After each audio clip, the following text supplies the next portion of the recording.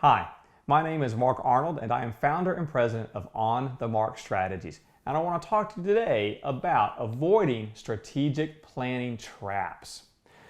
Many times we have a great strategic planning session, but sometimes very little follow through. Why is that?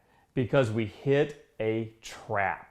The reality is strategic planning is a process. It's not a date on a calendar. So you've got to remember there are 3 traps to avoid when it comes to your strategic plan. The first trap to avoid is the commitment trap. Sometimes we say we're going to do one particular thing in a planning session, but then when it comes to actually doing it, we don't. That's a lack of commitment. We say we're going to do a marketing audit, but then when it comes to commitment, we don't invest the funds. Or we say we're going to invest in our employees, but then when it comes to the actual time to invest in training, we don't invest it. That actually is a lack of commitment, and that's the first trap, is the commitment trap. The second trap is the complacency trap. Sometimes we've had great years of loan growth or other type of activity, and we continue to become complacent. The reality is success is a trap as well. If you've had great years, you can actually become complacent and assume that the next year you're going to have the same type of success as you had the previous year.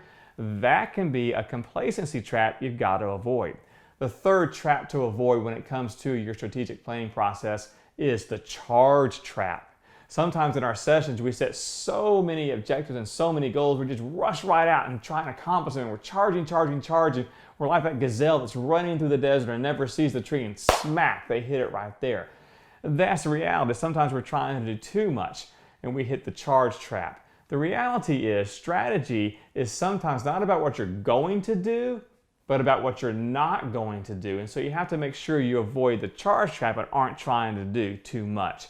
So when it comes to your strategic planning and your strategic planning process, make sure you remember to avoid those 3 strategic planning traps.